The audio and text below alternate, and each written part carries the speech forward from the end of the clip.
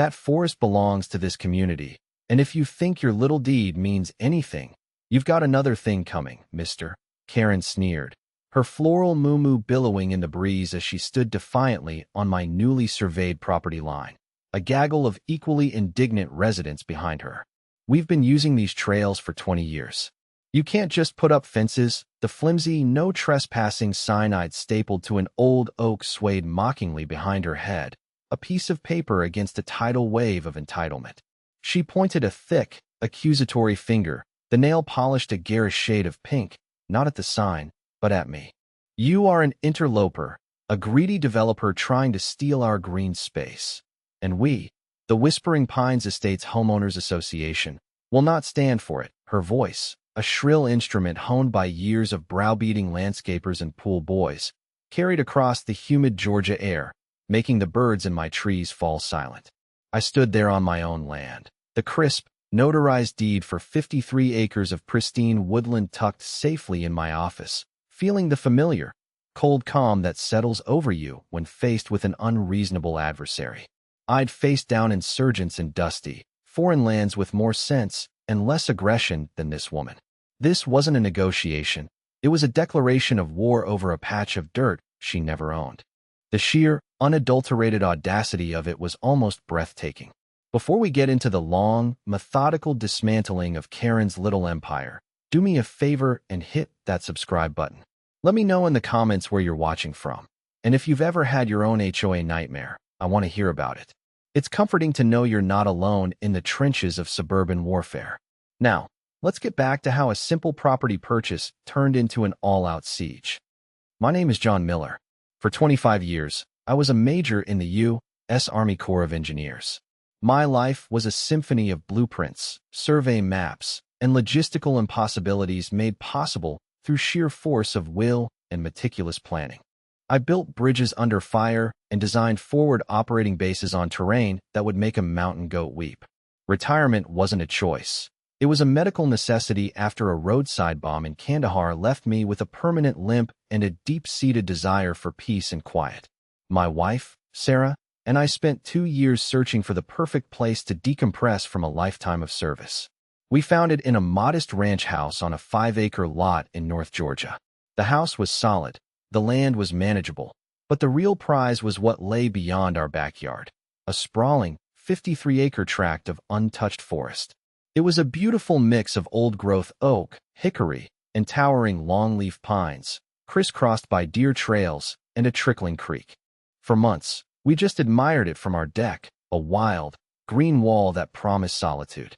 The property belonged to an elderly man who had passed away, and his children, living states away, finally put it on the market. I liquidated a chunk of my retirement savings and bought it outright. The plan was simple: conservation. I wanted to maintain it as a sanctuary, a place for my kids and eventual grandkids to learn about nature, and maybe, just maybe, I'd build a small, secluded cabin by the creek for myself. It was my buffer against the world. Adjacent to this forest and to my own property was the aforementioned Whispering Pines Estates. It was one of those sprawling, cookie-cutter developments with grandiose names for its winding streets, like Majestic View Lane and Serenity Creek Way. From what I could gather, it was a self-contained ecosystem of manicured lawns, passive-aggressive newsletters, and an iron-fisted HOA. We weren't part of it, and I thanked my lucky stars for that every day. Our property was on an older county road that bordered the development, a clear line between the wild and the tamed. I knew the residents used the forest.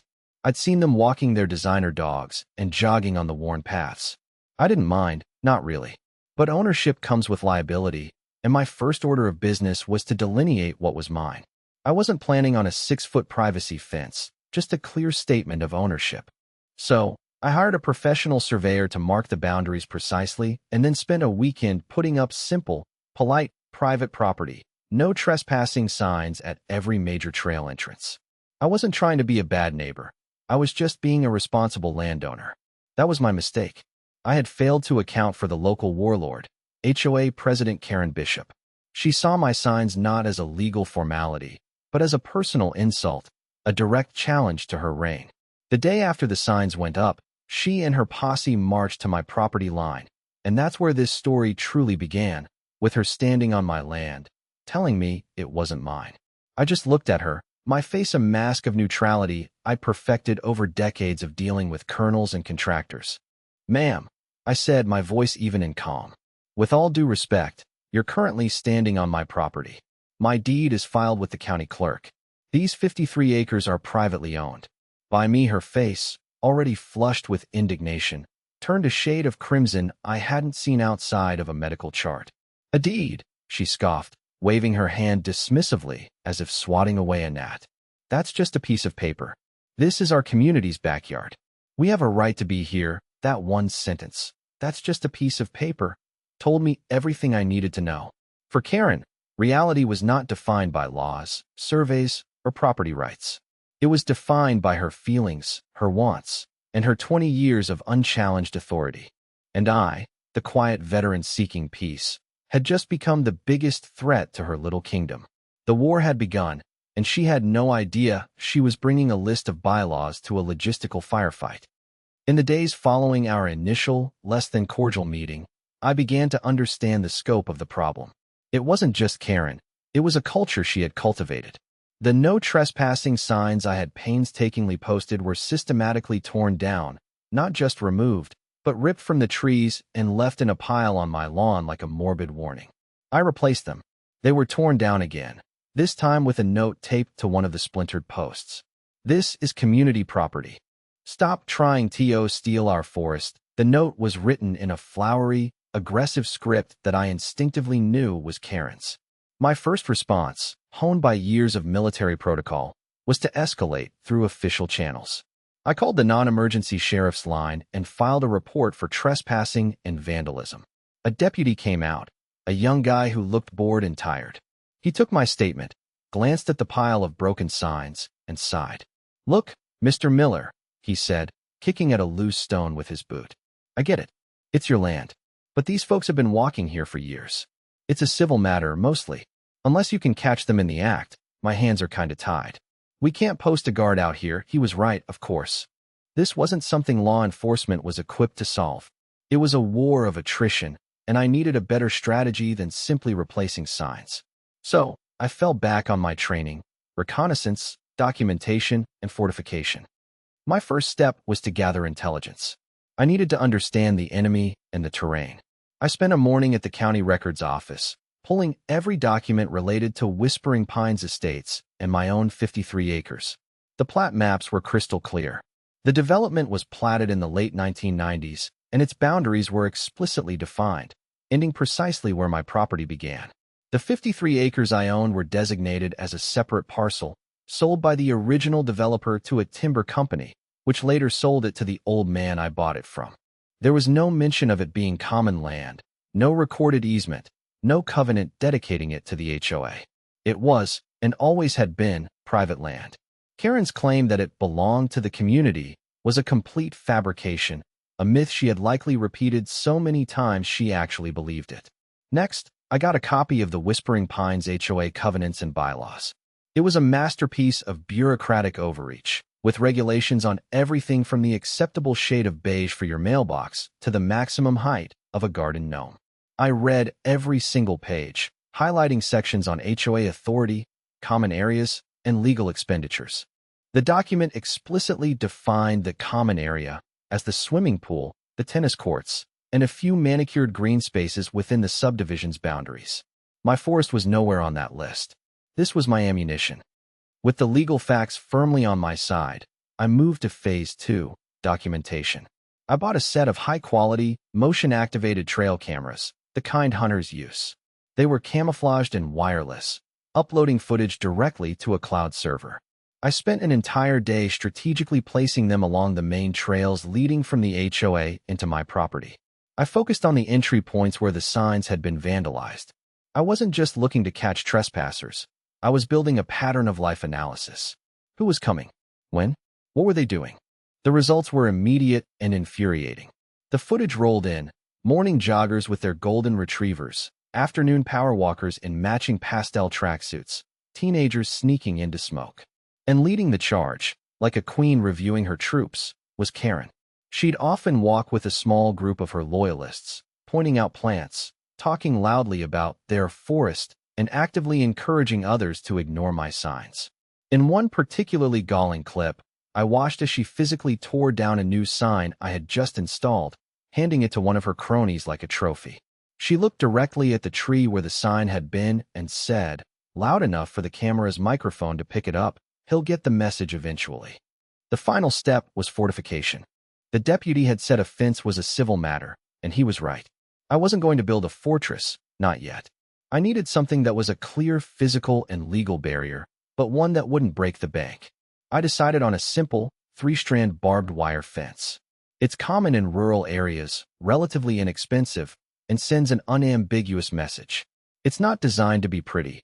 It's designed to be respected. It took me a week, working from dawn till dusk, sinking T-posts every 10 feet, and stretching the wire until it hummed with tension. My limb ached, my hands were raw, but as I clipped the last strand into place, I felt a sense of grim satisfaction. The line was no longer imaginary. It was steel. The fence ran the entire half-mile length where my property abutted the HOA. At every trail entrance, I installed a proper metal gate, secured with a heavy chain and a padlock, and affixed large, professionally printed aluminum signs. Private property. No trespassing. Violators will be prosecuted. This was no longer a polite request. It was a direct order. The response was predictably swift.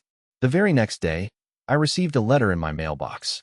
It was on official Whispering Pines HOA letterhead, signed by Karen Bishop, president. It was a formal cease and desist order. It accused me of erecting an unauthorized and hostile structure, creating a public nuisance, and devaluing the aesthetic of the community. It demanded I remove the aggressive and unsightly barbed wire fence within 48 hours, or the HOA would be forced to take further action. The sheer hypocrisy was stunning. She was accusing me of creating a nuisance by fencing my own property to stop her and her residents from trespassing and vandalizing it. This letter was a declaration. She wasn't backing down.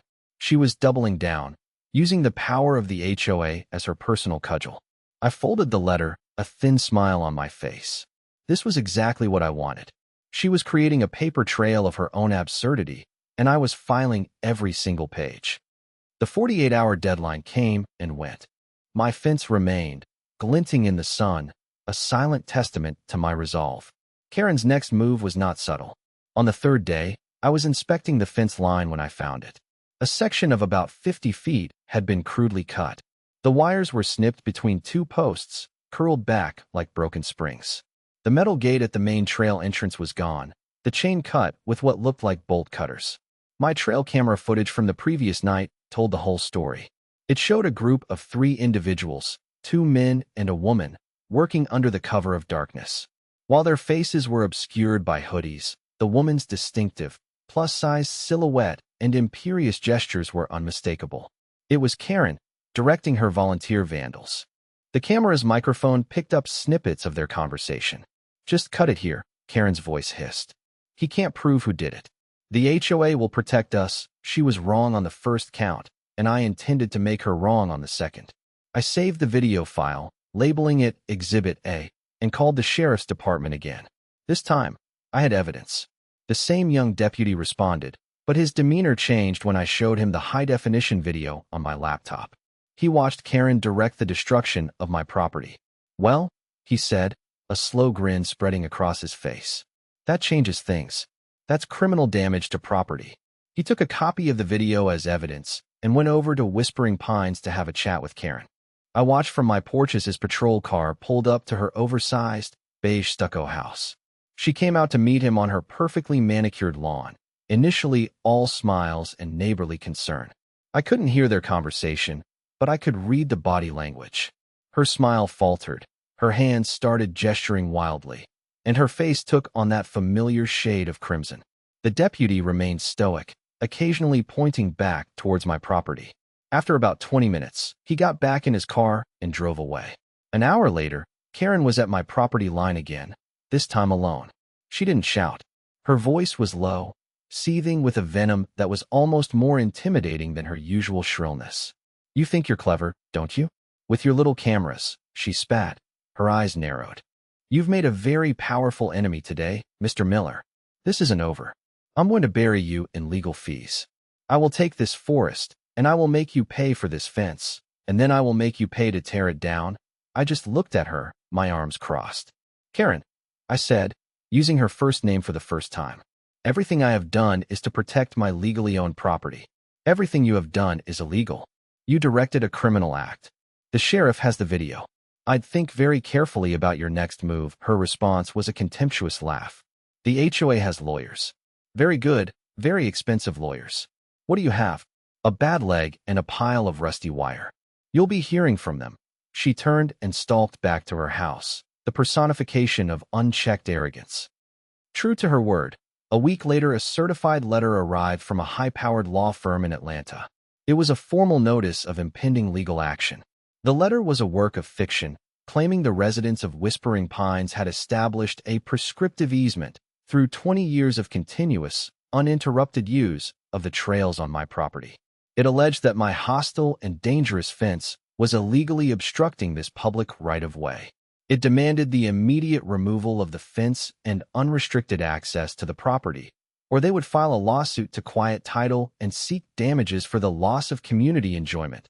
This was the escalation I had anticipated. A prescriptive easement claim is notoriously difficult to prove. It requires use that is adverse, notorious, and continuous under a claim of right. The fact that the previous owner had allowed permissive use, and that I had immediately asserted my rights as the new owner by posting signs, shattered their potential claim. But Karen wasn't interested in the legal nuances.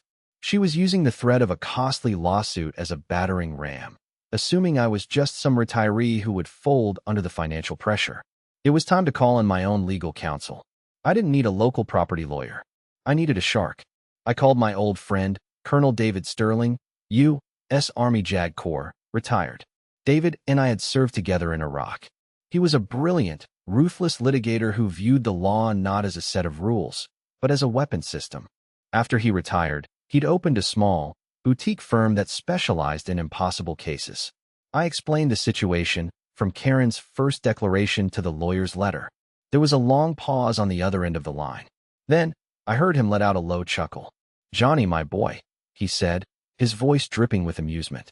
"You've stumbled into a target-rich environment. This isn't a property dispute. This is a counterinsurgency operation. Let them file. In fact, I want you to encourage it. We're not just going to defend. We're going to trap them, gut them, and mount their bylaws on the wall." David's strategy was simple and elegant, rooted in the principles of asymmetrical warfare. Never fight the enemy on their terms, he explained over the phone. Karen thinks this is about the forest. She's wrong. This is about her abuse of power as HOA president. The forest is just the battlefield. The real target is her authority and, more importantly, the HOA's checkbook. His plan had several phases. Phase 1 was to respond to the lawyer's letter with a calm, factual rebuttal. David drafted a letter that was a masterclass in polite, legal annihilation. It systematically dismantled their claim of a prescriptive easement, citing relevant Georgia case law. It detailed the documented instances of trespassing and vandalism, attaching still photos from the trail cam videos. It referenced the pending criminal investigation against Karen for property damage. The letter concluded by stating that any lawsuit filed against me would be considered frivolous and malicious, and that we would not only seek immediate dismissal, but would also countersue the HOA and its board members personally for legal fees, damages, and harassment under Georgia's litigation abuse statutes. "This letter is the line in the sand," David said. "It puts them on notice that we're not intimidated and that there will be severe consequences." A smart lawyer would advise Karen to stand down. But a bully's ego rarely listens to smart advice. He was right. 2 weeks later, we were served. The Whispering Pines Estates Homeowners Association had officially filed a lawsuit against me. I felt a surge of adrenaline, the old pre-mission jitters.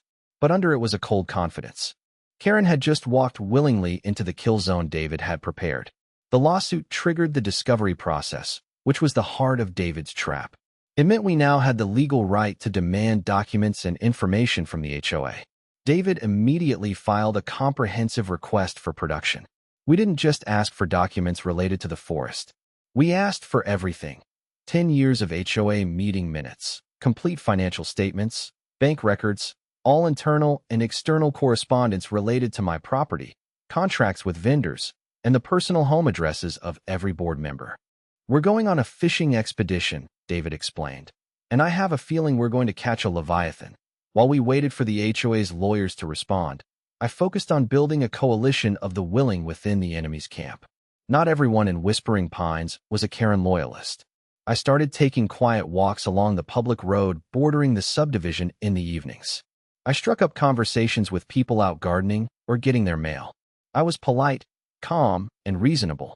I explained that I was a retired veteran who simply wanted to preserve the forest and protect myself from liability. I never badmouthed Karen directly. I just presented the facts. My biggest breakthrough came from a man named Tom, a retired CPA who lived 3 doors down from Karen. He was a quiet, meticulous man who had grown weary of Karen's dictatorial style and questionable spending. "She runs this place like her personal fiefdom," he told me one evening as we stood by his perfectly pruned rose bushes. "Every year our dues go up, but the services don't improve. She gets the board to approve special projects with no oversight. A new fountain for the front entrance that cost $50,000. A complete re-landscaping of the clubhouse that nobody uses. I've asked to see the detailed financials, and I'm always stonewalled." I told him about the lawsuit and our discovery request. His eyes lit up. "If you get those financials," he said, his voice dropping to a conspiratorial whisper, "I can help you make sense of them. I know where the bodies are buried. I just haven't had a shovel." Tom became my inside man. He knew the players, the politics, and the pressure points. He introduced me to a few other disgruntled residents. A young mother angry about a ridiculous fine she received for her child's playset, and an elderly woman who had been battling Karen for years over the placement of a satellite dish. A small resistance was forming. While Karen was focused on her holy war over the forest, her own constituents were beginning to question her leadership. The seeds of her downfall were being sown not just by me, but from within her own manicured kingdom. The battle for the forest was about to become a battle for the soul of Whispering Pines. The first box of documents from the HOA's lawyers arrived at David's office with a thud. It was a treasure trove of incompetence and hubris. They had clearly just dumped everything on us, assuming the sheer volume would intimidate or bore us into submission. They underestimated who they were dealing with. To David, it was a target package. To Tom, my CPA ally, it was a puzzle box. And to me, it was the enemy's operational plan, laid bare. We spent the next 2 weeks in a makeshift command center in my dining room. My table, usually set for family dinners, was covered in binders, bank statements, and spreadsheets. David flew in from DC, and the 3 of us worked from morning until late at night, fueled by coffee and a shared sense of purpose.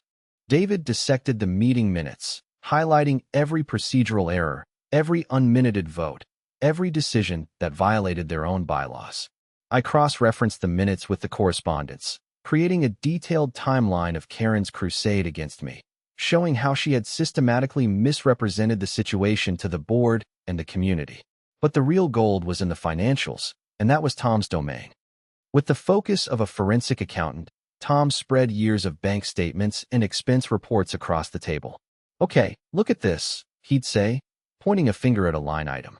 "Here's a payment for $8,000 to Lakeside Landscaping. The invoice says it's for Common Area Beautification, Phase 1. He then pulled up a different file on his laptop. I did some digging.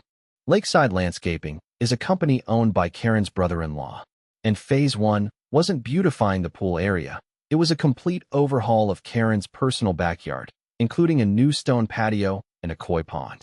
She got the board to approve it by claiming it was part of a larger, necessary erosion control project near her property. It was a pattern, repeated over and over. Vague invoices from connected vendors. Consulting fees, paid to companies that didn't seem to exist. Thousands of dollars in discretionary spending by the president with no receipts. She was using the HOA's bank account as her personal slush fund, and the lawsuit against me was her biggest, most brazen expenditure yet. She had the board approve a $50,000 retainer for the Atlanta law firm, classifying it under community legal defense. She had sold it to them as a necessary action to protect their cherished green space from a hostile developer. The documents proved she had initiated the conflict, lied about the legal basis, and was now using community money to fund her personal vendetta. The smoking gun, however, came from the trail cam footage. We had hours of it. David had advised me to keep the cameras running, and it paid off. We captured not just the initial vandalism, but dozens of subsequent trespassing incidents, many led by Karen herself. She would lead groups on protest hikes, deliberately walking along the fence line, encouraging people to ignore the signs. We had her on audio, clear as a bell, telling a neighbor, "Don't you worry about his threats. Our lawyers are the best. He'll be bankrupt before this ever sees a courtroom. The HOA is paying for everything, so it costs us nothing." This was a crucial piece of evidence. It showed her malice, her disregard for the law, and her fraudulent misrepresentation of the financial risk to the HOA members. She was telling them the fight was free, when in reality, she was spending their money and exposing them all to a massive countersuit. David rubbed his hands together with glee. "This is it," he said. "This is the kill shot. We have her on criminal activity, we have her on financial malfeasance, and we have her on record lying to her own members. We're not just going to win the lawsuit. We're going to dismantle her entire power structure." Our strategy shifted from defense to offense. David prepared a motion for summary judgment to have their frivolous lawsuit dismissed. Attached to the motion was an appendix of evidence that was over 300 pages long. It included the county plat maps, the surveyor's report, the HOA bylaws, the trail cam photos, the audio transcripts of Karen's incriminating statements, and a preliminary financial analysis by Tom highlighting the most egregious examples of misappropriated funds. But we didn't file it right away. That would have been too simple. "We need to detonate this in the court of public opinion first," David advised. "We need to turn her own community against her before the judge even sees this. We're going to call for a special meeting of the homeowners, according to the HOA bylaws. A special meeting could be called if a petition was signed by at least 25% of the homeowners." This is where Tom and our small band of rebels came in. Armed with a copy of our evidence summary, a simplified, 2-page executive summary of Karen's crimes, they went door to door. They didn't lead with anger. They led with concern. "Did you know the lawsuit against Mr. Miller is costing us over $50,000 so far?" they'd ask. "Did you know that if we lose, we could all be personally liable for his legal fees? Did you know the board approved this without a full community vote? Here, look at the evidence." The response was a slow-burning fire that quickly grew into an inferno. People who had blindly supported Karen, believing her narrative about the greedy developer, were suddenly faced with the reality that their own money was being burned on a losing battle, and that their president was not the benevolent protector she claimed to be. The petition didn't just get 25%, it got over 60%. The special meeting was officially called. Karen was legally obligated to schedule it. She had no idea she was about to preside over her own court-martial. The night of the special meeting, the clubhouse at Whispering Pines was packed. It felt less like a community gathering and more like a town preparing for a hurricane. The air was thick with tension, whispers, and the smell of stale coffee. Karen and her 2 loyalist board members sat at a folding table at the front, looking besieged but defiant. She banged a flimsy gavel, her face a mask of forced composure. "This meeting was called under dubious pretenses," she began, her voice straining to sound authoritative. "But as your president, I will allow the dissidents to have their say before we move on to a vote of confidence in my leadership." David had coached me on exactly what to do. He sat in the back, an observer, while I stood up, representing myself as the subject of the HOA's expensive and misguided lawsuit. I wasn't there to yell or accuse. I was there to present a briefing, just as I had done 1,000 times in the military. I had a projector and a laptop, and on the screen, I projected the first slide, a crystal-clear image of the county plat map, showing the indisputable boundary between the HOA and my property. "Good evening," I began, my voice calm and steady, carrying easily through the silent room. "My name is John Miller. Your HOA is currently suing me, using your money, based on the claim that I have illegally fenced off community property. This is the official county map. As you can see, the land in question has never, at any point, been part of Whispering Pines." I clicked to the next slide, a copy of their own bylaws, with the section defining common area highlighted in yellow. "Your own governing documents confirm this. The forest is not, and has never been, an HOA common area." A murmur went through the crowd. I continued, methodically, relentlessly, laying out the evidence piece by piece. I showed the photos of the torn-down signs. I played the video of my fence being cut, pausing on the clear shot of Karen directing the operation. Gasps echoed through the room. I then played the audio clip of her telling her neighbor not to worry, that the HOA was paying for everything. "You were told this lawsuit was a necessary defense of your rights," I said, looking out at the sea of faces. "The truth is, it's a personal vendetta, and you are all paying for it. Your president has not only exposed this community to immense financial liability, but she has also committed criminal acts and lied to you about the cost." That's when Tom stood up. He had his own presentation. He walked to the front and took the microphone. "I'm Tom Peterson," he said. "I've been a CPA for 40 years. At Mr. Miller's request, I reviewed the financial documents your HOA was forced to produce for this lawsuit. What I found is deeply disturbing." For the next 20 minutes, Tom walked them through a decade of Karen's financial abuse. The no-bid contracts to her brother-in-law. The beautification funds that paid for her private patio. The thousands in unsubstantiated expenses. He presented it not with anger, but with the cold, hard certainty of numbers. "The lawsuit against me," he explained, "was just the tip of the iceberg." The room was in an uproar. People were shouting, pointing fingers at the board. Karen was on her feet, her face purple with rage, screaming into the microphone. "Lies. These are all lies concocted by this outsider. He's trying to turn you against me to steal our forest." But it was too late. The evidence was overwhelming. The dam of her authority had broken. A homeowner stood up and made a formal motion.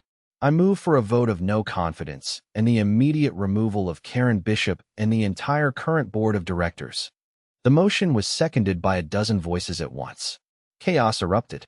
Karen shrieked that the motion was out of order, but no one was listening to her anymore. They organized themselves, passing out slips of paper for a ballot. The vote was a landslide. Karen was removed from the presidency by a margin of 9-1. Her two cronies on the board were ousted with her. She stood there, momentarily stunned into silence, as the community she had ruled for 2 decades turned on her in a single, cathartic moment. Then, grabbing her purse, she stormed out of the clubhouse, shouting threats and curses that were drowned out by the applause. The insurgency was over. The regime had fallen. An interim board was elected on the spot, with Tom unanimously voted in as the new treasurer.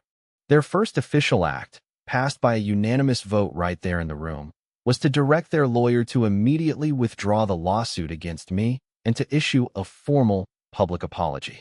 I stood in the back of the room with David, watching it all unfold. He clapped me on the shoulder. "Mission accomplished, Major," he said with a grin. "The enemy has been routed." The aftermath of the HOA meeting was swift and decisive.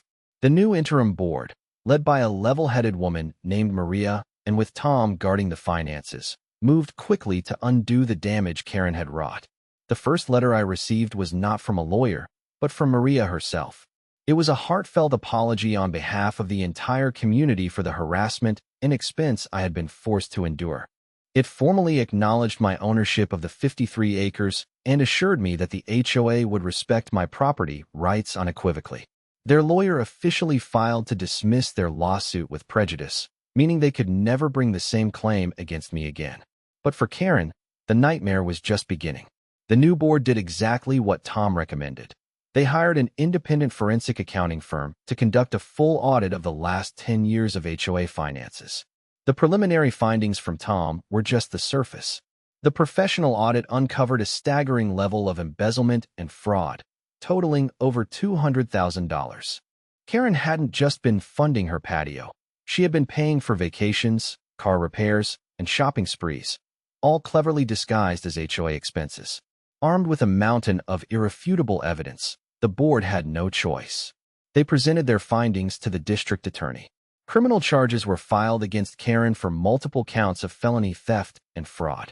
Her little war over a forest had led to her complete undoing. Meanwhile, David and I had our own endgame to play. The HOA had dropped their suit, but that didn't resolve the damages I had incurred. I had spent thousands on the surveyor, the fence materials, the cameras, and David's legal fees. And there was the matter of the criminal property damage. "We're not going after the HOA," David advised. "The homeowners have been victimized enough by this woman. They're cleaning up their own house. We're going after Karen personally. We filed a civil suit against Karen Bishop, not as HOA president, but as an individual. We sued her for the cost of the fence repair, the legal fees she had forced upon me, and punitive damages for her malicious and willful campaign of harassment. Her high-priced Atlanta lawyers, no longer being paid by the HOA, dropped her as a client. She was forced to hire a cheaper, local attorney who was completely out of his depth.